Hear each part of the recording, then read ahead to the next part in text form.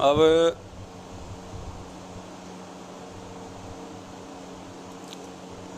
आपको और एक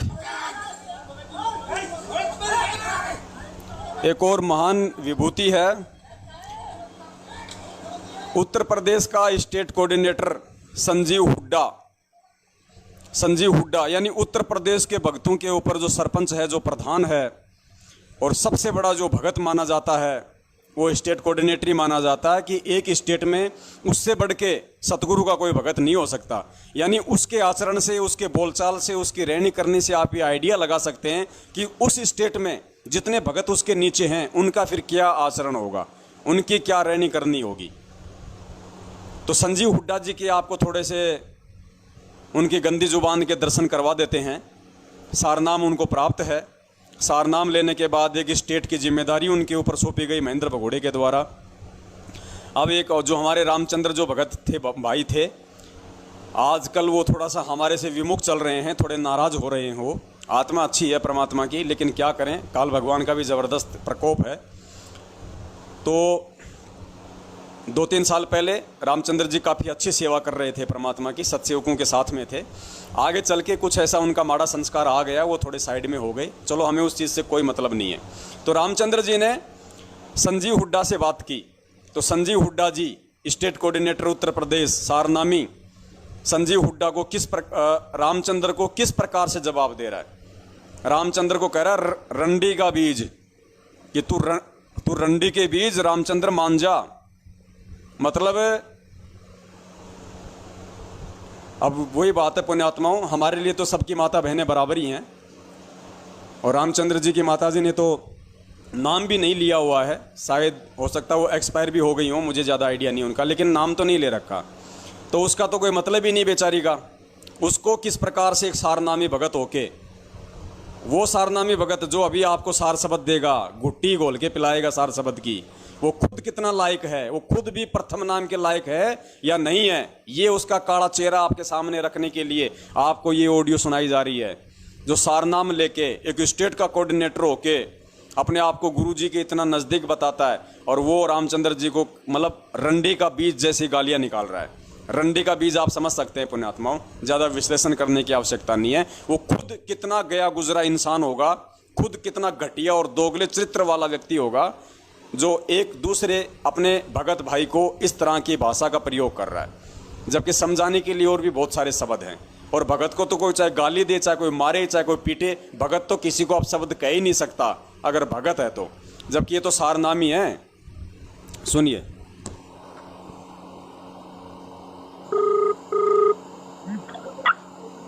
हेलो, संजीव हुड्डा जी सच्चाई। कौन हो भाई? कानपुर से रामचंद्र। हाँ, सुना भाई। 18 तारीख को लखनऊ में क्या कर रहे हैं भगत जी? क्या करना है? क्या करना है? हाँ, मैसेज पूरे देश में डाला, तो बताइए ना 18 तारीख को आप क्या कर रहे हो भगत जी? यूपी के स्टेट कोऑर्डिनेटर हो तो आप जाओ। ये पहले क्या करते थे पुण्यात्मा, अभी तो 2 साल से इन्होंने वो लफड़ा इन्होंने बंद कर दिया।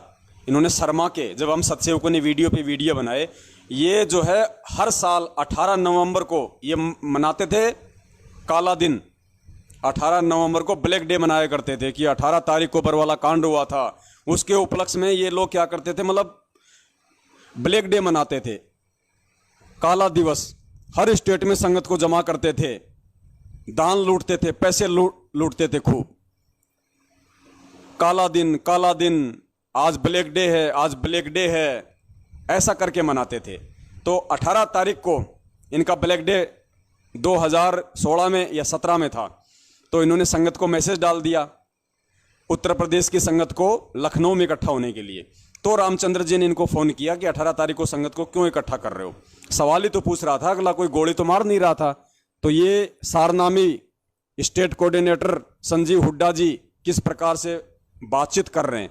अब इनके बातचीत के नज़रिए से उत्तर प्रदेश के भगत भाई बहनों को समझ में आना चाहिए, अगर वो थोड़े बहुत भी अगर ज्ञानवान हैं तो तुरंत ऐसे नीचों का साथ छोड़ देना चाहिए हर तरीके से, वरना नरक में लेके जाएंगे ये लोग आपको। आप जो ना भगत जी भक्तों को देते हैं भाई जवाब। अरे भक्तों को देते। रामचंद्र सुधर जा, कुछ नहीं रखे इनकी तरह। अरे आप, हम सुधरे या ना सुधरे, आप इसका जवाब दो कि आप 18 नवंबर को कौन सा लखनऊ में। अरे मैं सुधार दूंगा ना फिर। अरे मान जा। वो कह रहा रामचंद्र सुधर जा, नहीं तो मैं सुधार दूंगा। क्यों सुधारने क्यों नहीं आ रहे हो? आ जाओ ना सुधारने के लिए। अरे मान जा, रामचंद्र कुछ नहीं रखा। दास कभी नहीं मानेगा, तुम्हारे जैसे गद्दारों से सवाल करता रहेगा। और आप जवाब दो ना, दुनिया की बातें छोड़ो, आप ये जवाब दो 18 नवंबर को लखनऊ में क्या कर रहे हो संजीव हुड्डा जी? ये धमकियां देना छोड़ दो। अरे फालतू बकवास मत ना कर। मान जा। तो क्या कर रहे हो तुम लखनऊ में, ये पहले बताओ ना भगत जी। फालतू बकवास छोड़ो। अरे मान जा रामजादे, मान जा। अरे नहीं मानूंगा, तुम जैसे लोगों को नहीं मानूंगा। ये गालियां तुम देते रहो। मैं डंडा दे दूंगा। 18 नवंबर को तुम क्या कर रहे हो? ये स्पष्ट बोल रहा है कि अब वो दास भी नहीं बोल सकता। कह रहा है कि तेरे वहां पे जो मिल के डंडा दे दूंगा। आगे आप जी सुनते जाना। पहले बताओ संजीव हुड्डा जी, यूपी स्टेट कोऑर्डिनेटर, ये गालियां देना बंद कर। मुर्गा बना कर मारूंगा रोड पर। तो लखनऊ में क्या कर रहा है? मुर्गा बना के मारूंगा रोड पे। क्या मुर्गा बनोगे? तुम तो कानपुर में दिखाने। तेरा मुर्गा बना कर मारूंगा, ध्यान रखिए इस बात का। अरे रामपाल जी महाराज के वास्तव में शिष्य हो, ध्यान रखिए। बहुत नुकसान कर ली, बहुत बकवास कर ली है संजीव हुड्डा जी। अगर साले का कान पर मारूंगा, रामजादा बकवास करे। अगर संजीव हुड्डा जी रामपाल जी महाराज के वास्तव शिष्य हो तो आप कानपुर आकर के मैंने ढोकले की औलाद हो। आप साले रंडी के बीच। अरे रामजादे बहुत ही परमात्मा ने ज्ञान। गंदी नाले के कीड़े, साले हरामजादे, रंडी के बीज। परमात्मा मुझ पवनदास को क्षमा करें। आप लोगों को समझाने के लिए भी इन शब्दों का प्रयोग मुझे नहीं करना चाहिए था, लेकिन फिर भी ये मेरी मजबूरी थी आप लोगों को ये बताना, ताकि आपको मालूम पड़े कि उत्तर प्रदेश की संगत किन घटिया और नीच प्रवृत्ति के लोगों को एक अच्छा भगत मान के अपना जीवन नरक की तरफ लेके जा रही है, और कितना जल्दी इन लोगों से बाहर निकलने की आवश्यकता है। हाँ, यही परमात्मा ने ज्ञान दिया है संजीव हुड्डा जी। इतना यूपी के अरे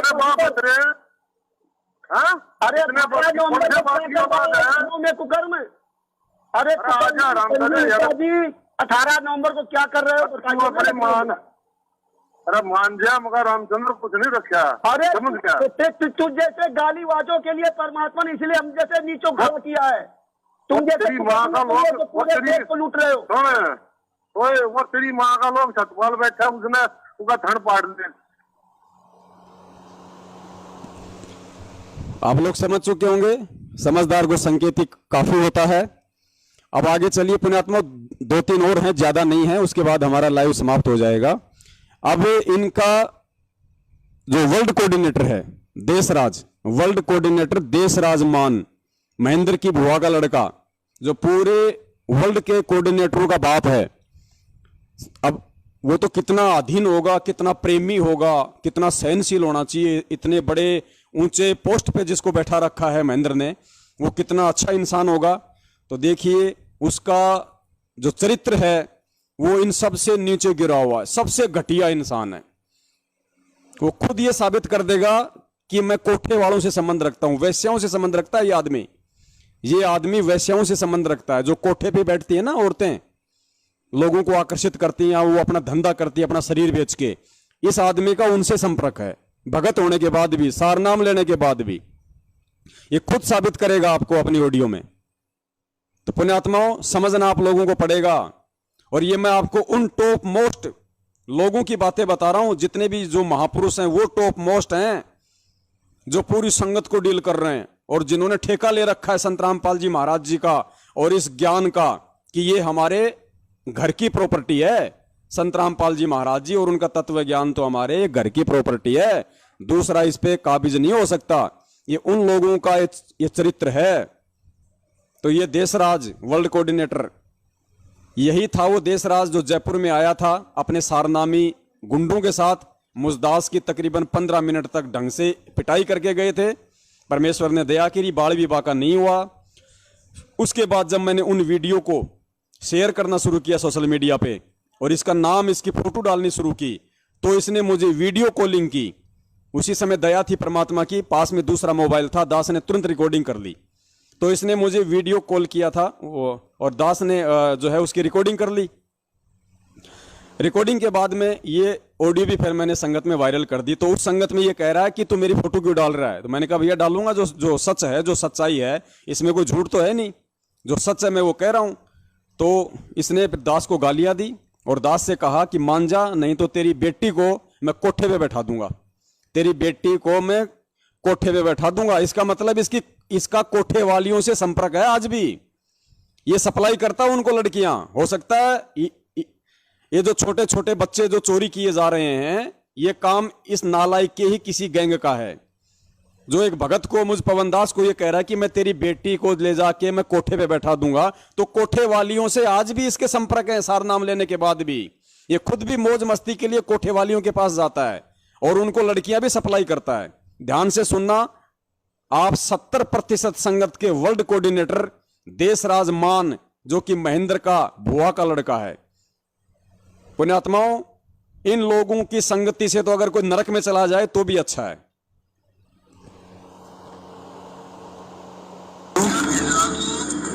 हेलो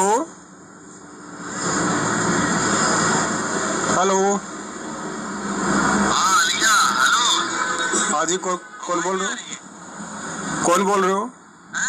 कौन बोल रहे हैं? तेरा बाप बोल रहा हूँ। तेरी सारी रिप तो छोड़ दिया था, पर छोड़ दिया था तुझे, ध्यान। बताओ, फोन उठाते मैंने तो कहा जी कौन बोल रहे हो, और वो कह रहा कि साढ़े तेरा बाप बोल रहा हूं, और अब इब तने इब कहते छोड़ दिया, अब की बार नहीं छोड़ने के तने। अब तेरे दिमाग में क्रॉस नहीं हो। कौन बोल रहे हो बड़े भैया? छोड़ दिया, बच्ची नहीं उठाऊंगा, ऐसा बैठाऊंगा कोठे में। गाड़ी काट रहा है बहन की और फिर कह रहा है कि अब की बार तो छोड़ दिया यार, और तेरी बेटी को बैठाऊंगा कोठे पे। अरे यार, गाड़ी थोड़ी निकालते हो भाई साहब ऐसे। नहीं, गाड़ी नहीं निकालते, तू ये काम क्यों कर रहा तू? हाँ भाई भाई साहब, आप अपने आप को परम संत रामपाल जी महाराज का शिष्य कहते हो और आप गालियां निकाल रहे हो, कैसे भगत हो आप? तू कौन होता है मेरे से पूछने वाला? पूछने वाला क्यों नहीं होता हूँ मैं? जो गाली निकालेगा उससे सवाल जवाब नहीं किया जाता क्या? तू फोटो के लिए डाल मेरे? फोटो डालूंगा, 1000 बार डालूंगा, 100 बार डालूंगा। अब के बाद तेरे मुंह में मुत्तूंगा, ध्यान रखिए।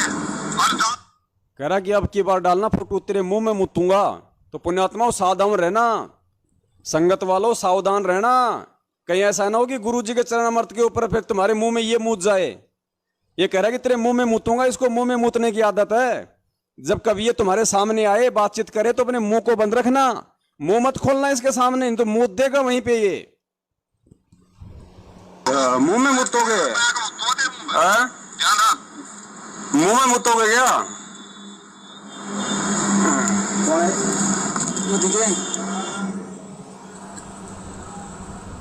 ये है महापुरुष, ये राज करेंगे आने वाले समय में। ये है देश दिल्ली वाला, जिसने गद्दार बसंत सैनी के भाई सतीश सैनी के मोबाइल से दास से अभी इसने बातचीत की है। अब आप देख लो पुण्यात्माओं, किस तरीके के लोग हैं ये, कैसे ये भगत हैं, और हम लोग इन्हीं लोगों के चक्करों में फंस के आज अपने परमात्मा को जो है, चलो वैसे करेंगे इसको। पुण्यात्माओं, ये आप लोगों पे दया है परमपिता परमेश्वर सतगुरु रामपाल जी महाराज जी की, जिन्होंने ऐसे ऐसे रिकॉर्डिंग, ऐसे ऐसे सबूत आपके सामने पेश करवा दिए। देखो, काल भगवान भी कभी अपनी सच्चाई नहीं बताता, ना कभी उसने किसी को बताई। दुर्गा और ब्रह्मा विष्णु महेश को भी टाइट कर रखा है कि अगर मेरा भेद किसी को दे दिया, मुझसे बुरा कोई नहीं होगा। फिर भी परमात्मा ने आप और हमें समझाने के लिए हम नीचों पे परमेश्वर ने दया की, और उसी के मुख से गीता जी का ज्ञान देते समय निकलवा दिया अध्याय नंबर 11 श्लोक नंबर 32 में कि अर्जुन, मैं काल हूं, मैं बढ़ा हुआ मां काल हूं, सबको खाने के लिए आया हूं। वो काल जो किसी को नहीं कहता कि मैं काल हूं, उसने गीता जी में सरेआम बोल दिया कि मैं काल हूं। ये पुण्यात्माओं, आप और हमारे को समझाने के लिए, अगर उस परमेश्वर ने अगर उससे ये शब्द ना बुलवाए होते तो आज हम ये पहचान नहीं कर पाते कि काल कौन है और भगवान कौन है। तो ठीक इसी प्रकार पुण्यात्माओं, अगर ये इनका दोगला चरित्र, इनके ये कुक्रम अगर परमात्मा सत्सेवकों के माध्यम से आज आप लोगों के सामने उजागर नहीं करवाते, तो जो अच्छी आत्मा है, जो भक्ति करने वाली, वो कभी भी इस भ्रम से बाहर नहीं निकल सकती थी। वो यही भ्रम में रहती कि ये तो बहुत अच्छे भगत हैं, ये वर्ल्ड कोऑर्डिनेटर है, ये गुरुजी का भाई है, ये गुरुजी की बेटी है, ये गुरुजी की पत्नी है, और इतना बड़ा धोखा खा जाते पुण्यात्माओं जिसकी कोई हद नहीं थी। तो ये परमेश्वर की विशेष दया रही सत्सेवकों के ऊपर। अब चलिए आगे वाले महापुरुष हैं सुरेश धनाना। सुरेश जाट, सुरेश चौधरी, गांव धनाना, जिला सोनीपत, हरियाणा, यानी परम पूज्य सतगुरु रामपाल जी महाराज जी के सगे चाचा का लड़का, सारनामी।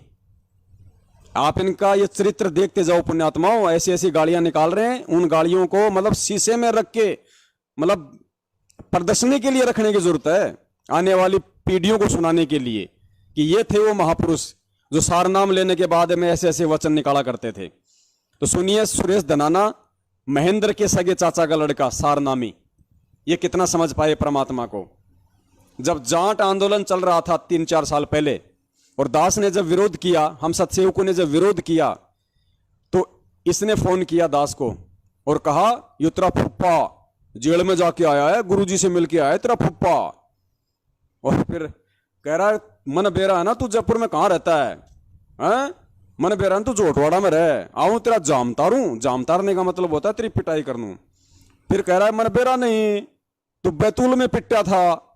जो विष्णु दास ने जो दास की पिटाई की थी मध्य प्रदेश के वहां पे, तो ये कह रहा है कि मन के बेरा नहीं, बैतूल में पिटा था, और इब आऊं, इब तेरा जाम तारूं आके। और फिर मां की गाली दे रहा है, मां की गाली दे रहा है पुण्यात्माओं। अब बताओ इस फोर्थ क्वालिटी के इस गधे को कोई ये समझाए कि मां तेरी और मेरी कोई अलग है क्या? मां की गाली दे रहा है, किस भाषा में बात कर रहा है, और फिर भी संगत इन्हीं के पीछे मूर्ख बनी हुई है। सुनो थोड़ा ध्यान से।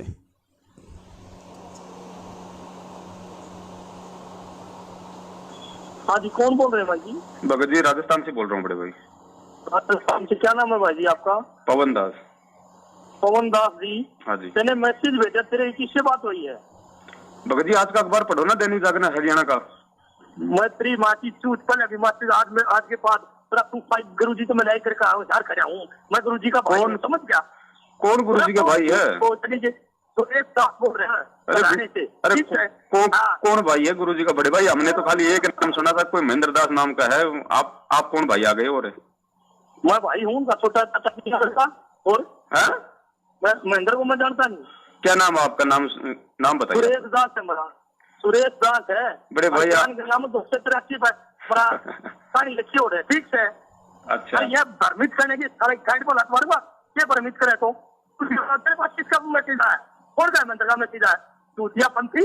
बड़े भाई हमने तो कभी सुना नहीं। अभी जैसे वो एपी सिंह वकील जी तो बोल रहे हैं ये बात, गुरु तो रही मदर सोच, गुरु तो रही हो तो एपी सिंह वकील जी तो बोल रहे हैं ये बात, गुरु तो रही मदर सोच, गुरु तो रही हो तुम। आपने गुरु जी को गुरु तो रही कर रखा है। आज भी मैं मिलाई कर करे 2 नंबर दिया लगा कर अपना भूपाई मैसेज पढ़े, हमारे फोन आया हो, ठीक है। और आइंदा इन भ्रमित राष्ट्रों को भ्रमित करने की हिम्मत ना करें, ठीक है। नहीं बड़े भाई देखो ये सच्चाई है, सच्चाई तो हर संगत तक जानी चाहिए ना। क्या सच्चाई है? मैं मिलकर आया गुरु जी तो बोल। अरे बड़े भाई तू सच्चाई बताओगा? बड़े भाई हमें आप पे विश्वास नहीं है, हमें तो परमात्मा के ज्ञान पे विश्वास है। हम क्या माने आपकी बात? तो अच्छा मेरी कोई मैं गुरु जी से बात करके मिलाई करके आया हूँ और आधार भगत करे बोल। बड़े भाई आपकी बातों से तो लग रहा है कि बड़े भाई आपकी बातों से लग रहा है आप कोई बहुत बड़े कोई आर्य समाजी हो। आप मतलब भगत नहीं हो आप। अरे फिर तो कौन सा भगत है? तो गुरुद्रोही है। हाँ या आपके कहने से थोड़ी हो जाएगा बड़े भाई। तो सत्संग करके आप कह दो कि मैं तो प्रधानमंत्री बन गया, मैं आपके कहने से मैं थोड़ी कोई पीएम बन जाऊंगा। बैतूल में पिटा था बेरा नहीं तेरा। अरे भगत जी बेरा हमने भगत जी सच्चाई के लिए तो भगत जी सच्चाई के लिए तो हमारे परमात्मा इतनी यातनाएं सहन कर रहे हैं। जयपुर में जानता हूँ मैं, जोटवाड़ा में रहेगा तेरा इसी जानता हूँ। बड़े भाई आप लोगों का जो ये षड्यंत्र है ना ये ज्यादा दिन नहीं चलने वाला है, ज्यादा दिन नहीं चलेगा। ये आप लोगों के जो मुख से आप लोगों के मुख से जो वर्ड निकल रहे हैं ना, इसका मतलब है आप लोग मतलब बहुत भयंकर मतलब परिस्थिति में और अपने आप को बचाने के लिए आर्य समाजियों से मिलकर सारा ये षड्यंत्र कर रहे हो आप। चल ठीक है, तूने तो कर लिया ने, तूने तो बढ़िया कर दिया। हम तो कर रहे हैं मालिक की दया से, जैसे परमात्मा करवा रहे हैं ज्ञान आधार से भी। तू कर रहा तो गुरुद्रोही करा क्या? गुरुजी ने तेरे को गुरुद्रोही का नाम दर्जा देकर काट रखा नाम था। चलो ठीक है बड़े भाई, और भी भाइयों के फोन आ रहे हैं, क्योंकि बहुत सारे भाइयों के फोन आ रहे हैं, सबको ये सच्चाई बतानी है। सब साहेब ये चीज करने की जरूरत नहीं है, सच्चा है।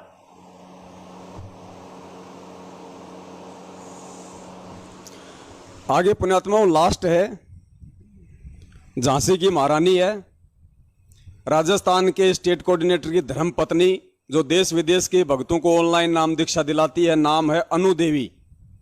वैसे तो राजस्थान का स्टेट कोऑर्डिनेटर प्रकाश माड़ी है, लेकिन हमारे राजस्थान में क्या है कि जैसे महिलाओं की सीट आती है ना कभी कभार सरपंची के चुनाव लड़ने की, तो क्या है कि महिला को तो जबरदस्ती खड़ा कर देते हैं, क्योंकि सीट महिला की है, आदमी चुनाव लड़ नहीं सकता। तो महिला को तो खाली एक मुखौटा बना के, एक डमी बना के पेश कर दिया, उसका तो फार्म भरा दिया और वो जीत जाती है। तो फिर सारा काम करता है, फिर उसका जो हस्बैंड होता है वो फिर एक तरीके से गांव का असली सरपंच होता है। तो इसी प्रकार यहाँ पे बिल्कुल उल्टा हो रहा है। जो प्रकाश माड़ी है, कहने को तो राजस्थान का स्टेट कोऑर्डिनेटर है, और उसका जो कार्यभार है सारा उसकी जो धर्मपत्नी है अनु देवी वो संभालती है।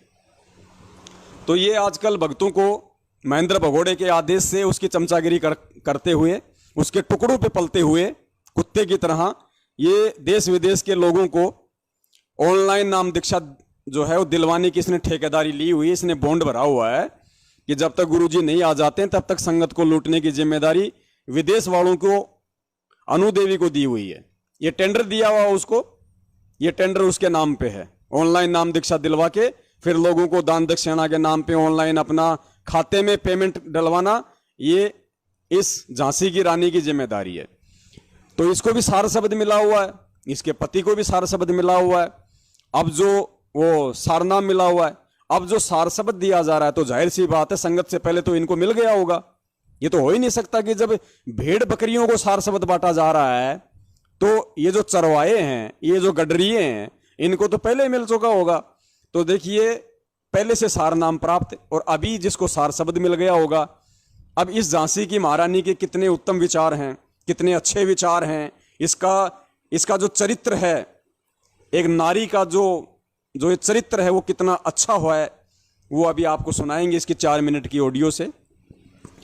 एक राजस्थान के हमारे एक भगत भाई हैं मुकेश जी ने इनसे बातचीत की थी। कब? जब इन्होंने आत्महत्या के लिए फॉर्म भरवाए थे। आप जो नए भगत भाई बहन उनको नहीं पता ये आत्महत्या का क्या है ड्रामा।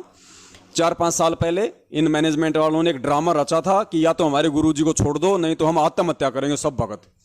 तो इन लोगों ने क्या किया, पूरी संगत से फार्म भरवा लिए कि जो भगत आत्महत्या करना चाहता है वो अपने फार्म भर के दे दो, हम भारत के राष्ट्रपति से आत्महत्या की अनुमति प्राप्त करेंगे। इन मूर्खों ने देखो कैसा षड्यंत्र रचा, गधों ने। तो वो फार्म भरवाए गए थे। तो उस फार्म के सिलसिले में जो राजस्थान के जो मुकेश भगत जी थे, जो जयपुर में रहते हैं, और ये महारानी रहती है जोधपुर में। अब जयपुर से जोधपुर का 450 किलोमीटर का फासला है। तो उस भाई ने फोन कर दिया कि भाई आप लोग कब जा रहे हो आत्महत्या करने के लिए। तो उसके बाद सुनिए महारानी जी के विचार।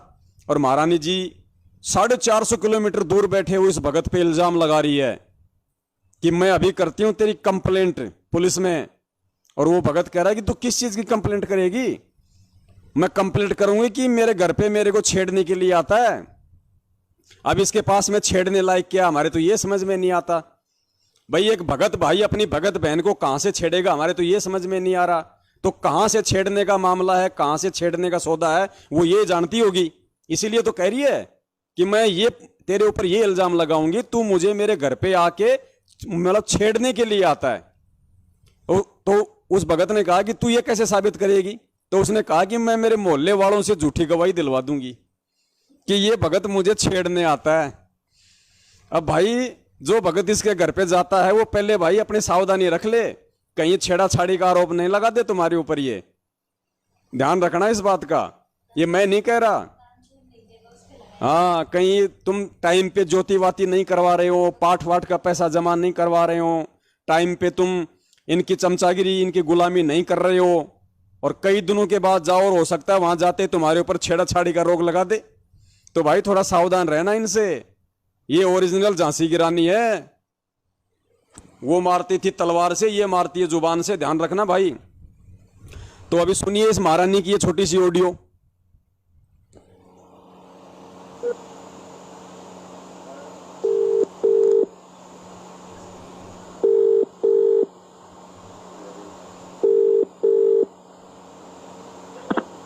हाँ जी सत्सैव जी। हेलो सत्सैव। हाँ जी सत्सैव जी। हेलो सत्सैव। हाँ मुकेश दास बोल रहा हूँ भगत जी। हाँ बोलो। कहाँ हो भगत जी? कहाँ हूँ? इसी दुनिया में ही हूँ। दुनिया में कहाँ? तो दुनिया में। अब बताओ, एक अनजान भगत ने फोन किया और कह रहा कि कहाँ हो भगत जी, तो कह रही है कि इसी दुनिया में हूं। अब ये इसके बातचीत करने का ये तरीका है। जैसे जैसे भाभी अपने देवर के साथ बात करती है ना, मतलब मजाक मजाक में, जैसे वो देवर कहे कि कहाँ हो भाभी जी, वो कहेगी भाई इसी दुनिया में हूँ देवर जी, और कहाँ जाऊंगी, 24 घंटे यहीं पड़ी रहती हूँ। तो ये तो इसके बातचीत करने का तरीका है। ये तरीका पुण्यात्मा एक भगत भाई के साथ बात करने का है या कैसा तरीका है, ये आप जी स्वयं वो करना। भगोड़े भी दुनिया में ही है। गुरु जी तो बोल चूतिया जैसे सीधा वे में बोला करो, कहाँ हो कहाँ नहीं। दोबारा सुनना ध्यान से।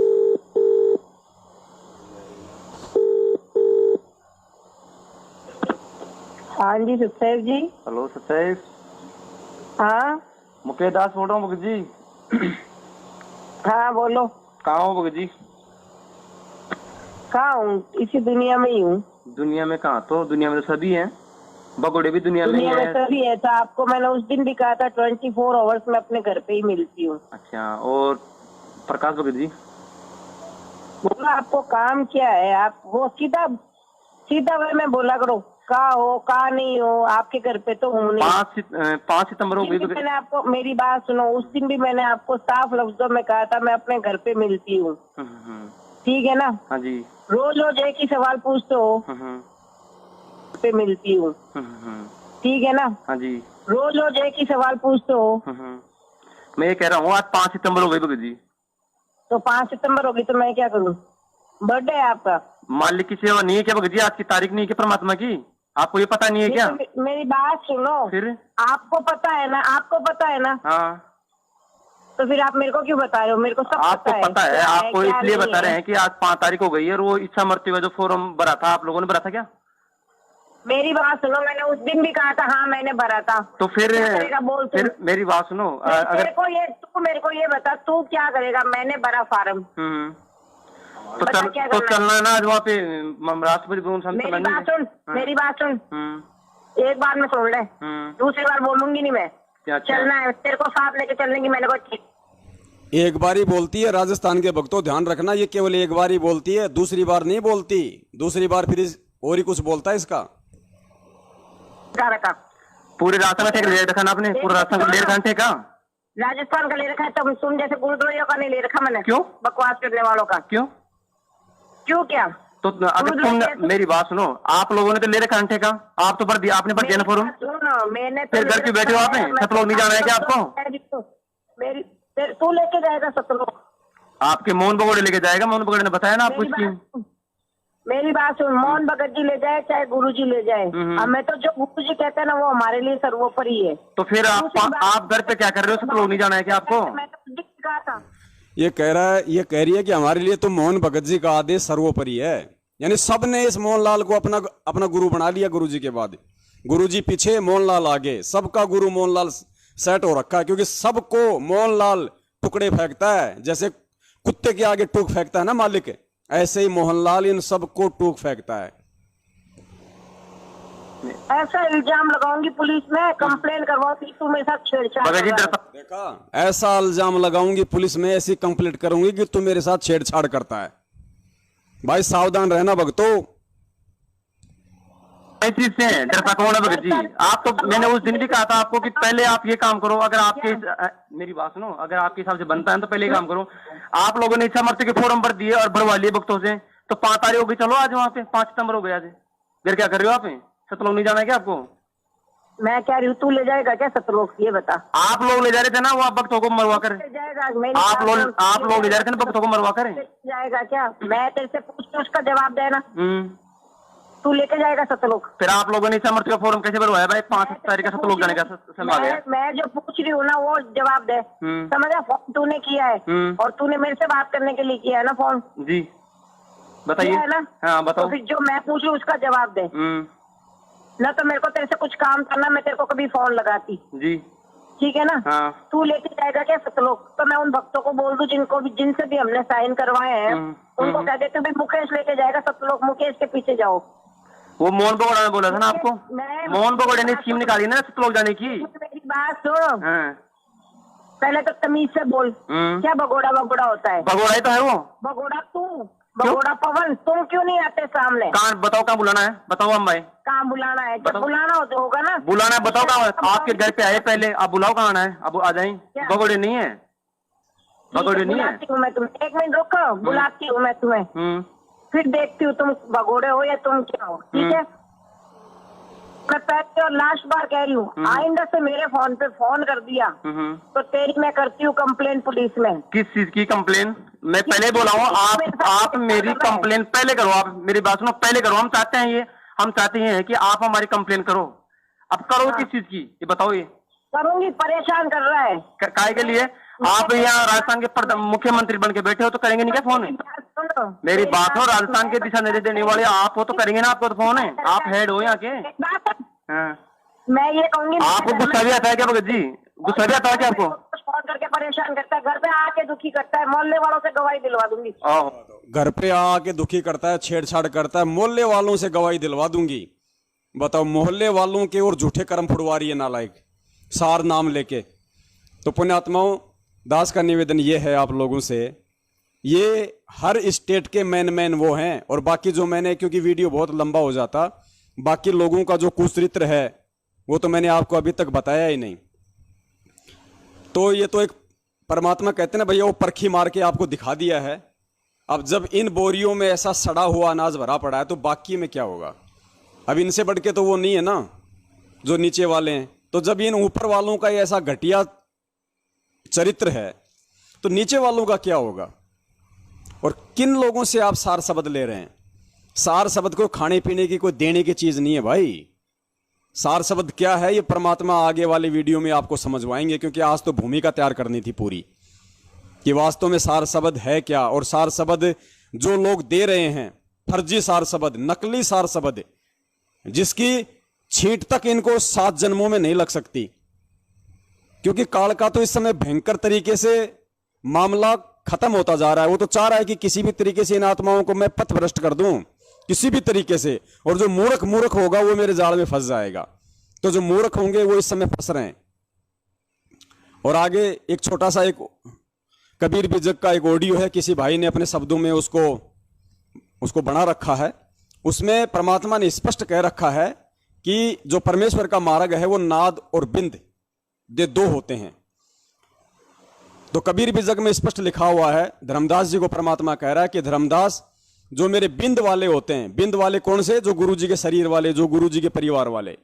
तो कबीर साहब कह रहे हैं कि जो मेरे बिंद वाले हैं उन्होंने तो हमेशा भक्ति मार्ग का भट्ठा बैठाया है, और जो मेरे नाद पुत्र हैं, जो मेरे वचन के पुत्र हैं, नाद यानी नाम वाले, जैसे आप और हम गुरु जी से नाम लेके हम उसके नाद पुत्र हैं, और एक होते हैं बिंद वाले जो उनके शरीर के हैं, जो उनके परिवार के हैं।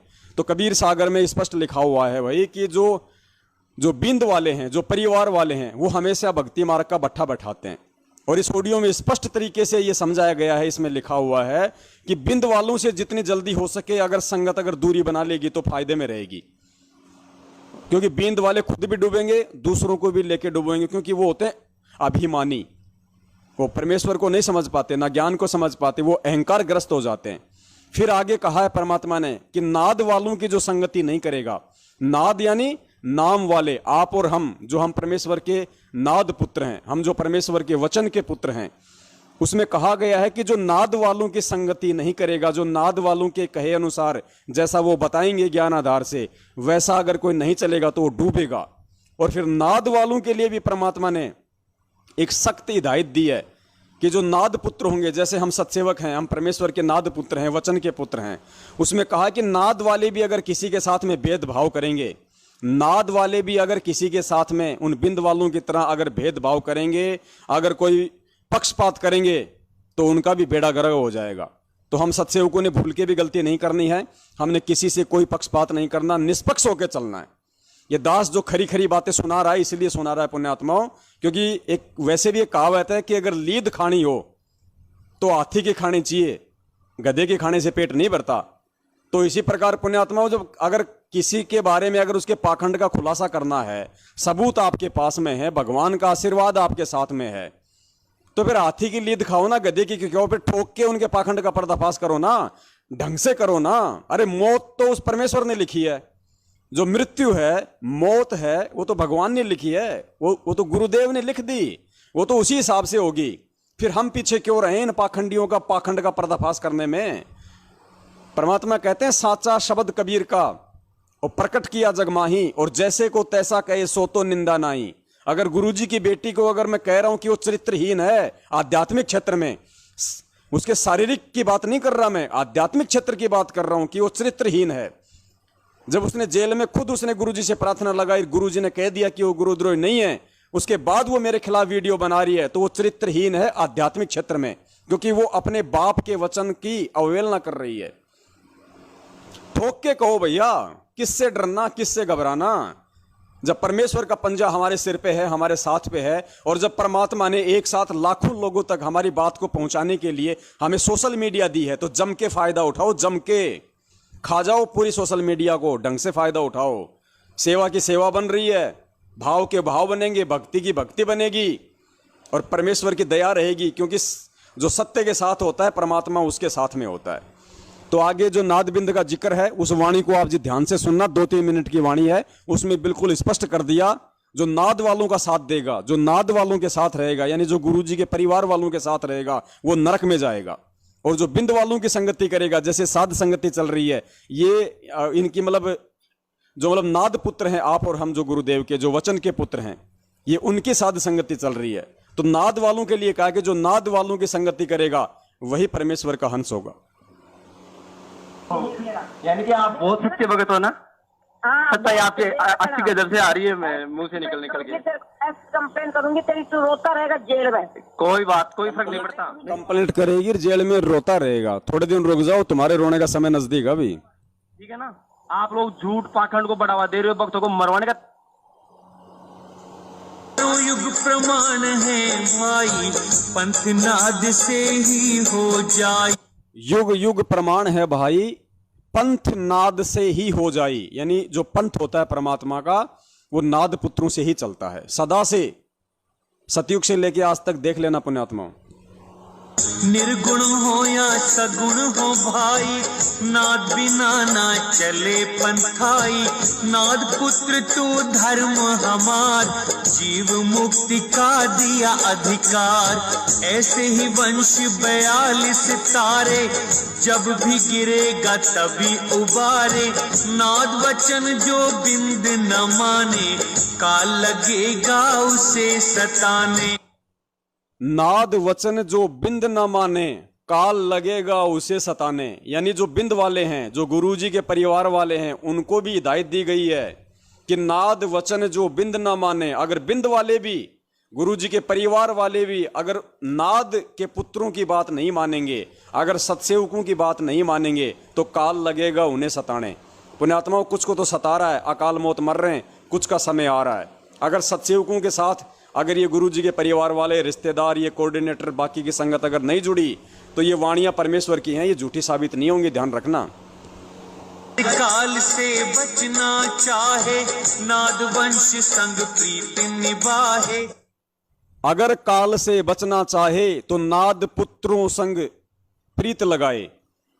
परमात्मा उन बिंद वालों को और संगत को, सभी को हिदायत दे रहे हैं, अगर काल से बचना है तो मेरे नाद पुत्रों के साथ में अपनी प्रीत लगाओ, साध संगति से जुड़ो।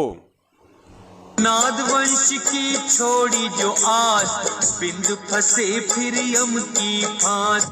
नाद की छोड़ी जो आस, बिंद फंसे फिर काल की फांस। यानी वो जो बिंद वाले हैं, जो गुरुजी के अपने हैं, जो परिवार वाले हैं, वो भी काल की फांस में फंस जाएंगे अगर नाद पुत्रों की बात नहीं मानेंगे तो। दूत छल कपट करेगा, निगुरे जीव देख खुश होगा, वे ही काल के मुख में पड़ेंगे, नाद वंश का हित न करेंगे। वो ही काल के मुख में पड़ेंगे जो नाद की ना वो करेंगे। इसमें जो कहा गया अभी, जो नाद का जो ना संग करेंगे, वो काल के मुख में पड़ेंगे। तभी तो तुमको रहा समझाई, सबको तुम देना चेताई, नाद वंश को जो जानेगा, वचन वंश वही पहचानेगा, सत्य शब्द जो समझा होगा, यम आकर उसे ना रोकेगा, धर्मदास मैं कहूँ समझा कर, मेरा वचन सुनो ध्यान लगा कर, जीवों से तुम कहना जाई, वचन वंश कर, जीवों से तुम कहना जाई, वचन वंश तुम तारे भाई, वचन वंश जो नाद न छोड़े, सदा ही प्रीत नाद संग जोड़े, नाथ गोत जो पक्ष करेगा तो दुख में पड़ेगा। नाद वंश जो पक्ष करेगा, वो पक्ष करेगा तो दुख में पड़ेगा। ये हम सत्सेवकों के लिए भी परमेश्वर की तरफ से एक संकेत है, एक ये हिदायत है। अगर सत्सेवकों ने अभी अगर कोई पक्षपात किया, पुण्यात्माओं, यहाँ पे ये दो तरफा बातें ध्यान रखना। आज जो हमारे जो पूज्य गुरुदेव जी हैं, वो एक तरीके से उस परमपिता परमेश्वर कबीर साहिब जी के मतलब नाद की भूमिका में है, क्योंकि जो धर्मदास का जो वंश है, वो अपने आप को जो है मतलब बिंद वाला समझते हैं कबीर साहिब का, उनका धर्मदास जी का। और इस समय जो परमात्मा सतगुरु रामपाल जी महाराज जी धरती पे आए हैं, तो वो अपने आप को छुपाते हुए उस कबीर परमात्मा का नाद का पुत्र बता रहे हैं, अपने आप को उनका वचन का पुत्र बता रहे हैं। तो यहाँ पे जो उस परमपिता परमेश्वर सतगुरु रामपाल जी महाराज जी, जो कि अपने आप को छुपाते हुए अपने आप को नाद पुत्र कह रहे हैं, अगर कोई उनकी संगति नहीं करेगा और धर्मदास जी के उन बिंद वालों के चक्करों में ही वो पड़ा रहेगा, जो इन्होंने जो अपने जो ये गद्दियां बना रखी हैं, तो वो काल के मुख में जाएगा।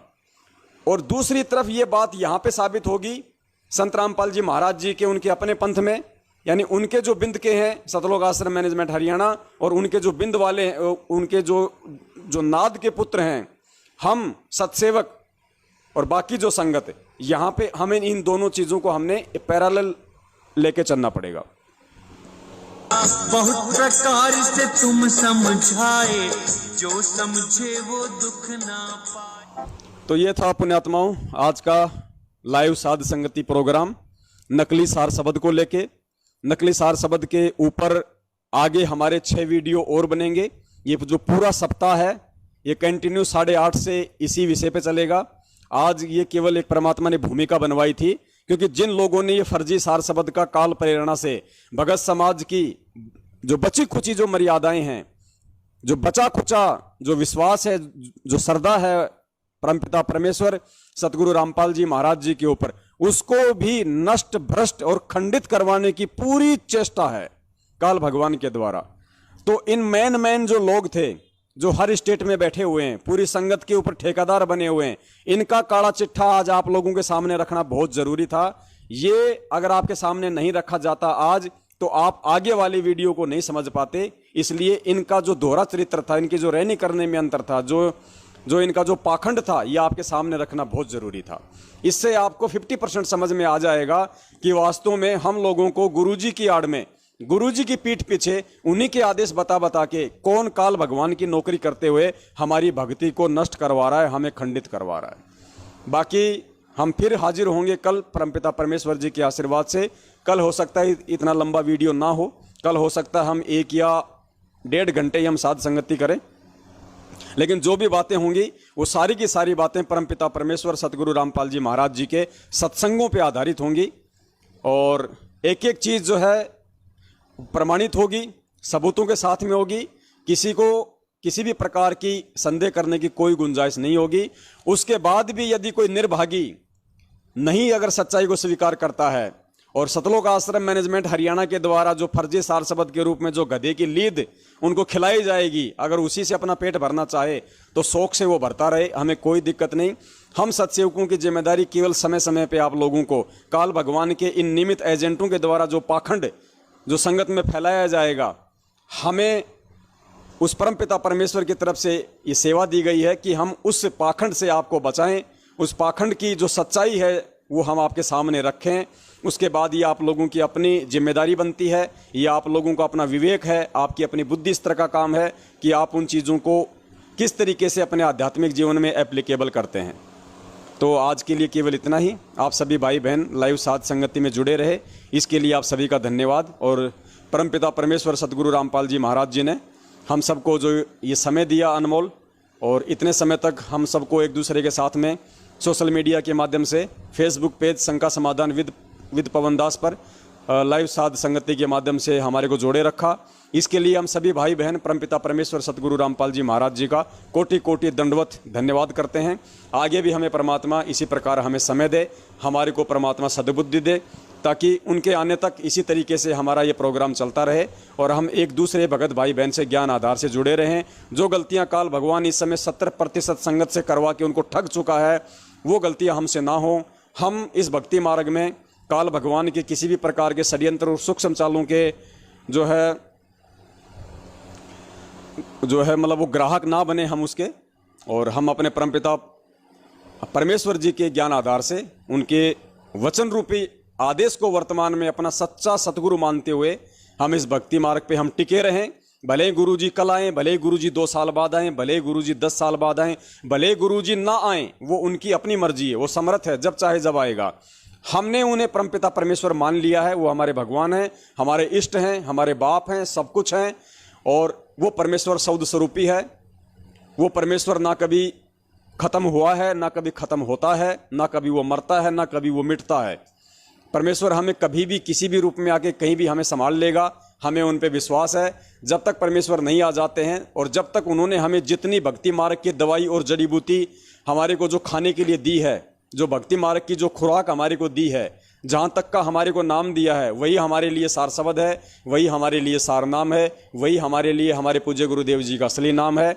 हम उसी की भक्ति करेंगे, हम उनके बताए गए उन्हीं नियमों पे चलेंगे। उसके बाद आगे उस परमेश्वर की मर्जी है, वो कब अपने बच्चों को संभालते हैं बाहर आके, कब हमें आगे का मार्ग बताते हैं, कब क्या करते हैं। हमारे लिए उतना ही फाइनल है जितना हमें गुरुदेव जी 2014 तक हमारे को जो बता के गए, बाकी उनकी अपनी मर्जी है। बाकी आगे क्या है क्या नहीं है, अगले 6 एपिसोड में आपको पूरी सच्चाई का पता चल जाएगा। अगर कोई मूर्ख से मूर्ख कोई व्यक्ति होगा, 5 साल का भी अगर कोई बच्चा होगा, गुरुजी के सत्संग सुन रहा होगा, वो भी आगे 6 दिनों में लाइव शंका समाधान के इन पार्टों को देख के समझ जाएगा कि वास्तव में धरती पे कल भगवान की तरफ से भेजा हुआ जीता जागता एजेंट यदि कोई है तो सतलोक आश्रम मैनेजमेंट हरियाणा है, गुरुजी का कलयुगी परिवार है। और सत्सेवक भाई बहन उस परमात्मा के निमित्त होके अपनी सच्ची सेवा में जुटे हुए हैं, लगे हुए हैं। ना झुकेंगे, ना टूटेंगे, ना डरेंगे, ना लड़ेंगे और ना मरेंगे, क्योंकि सतगुरु का पंजा हमारे शीश पे है, हमारे साथ है। तो सच्चे भगत का, मर्यादित भगत का, एक विश्वासी भगत का बाल विवाह का नहीं हो सकता, ना कोई बाल विवाह का कर सकता है। कोशिश दुनिया लाख करेगी लेकिन सफल नहीं हो पाएगी।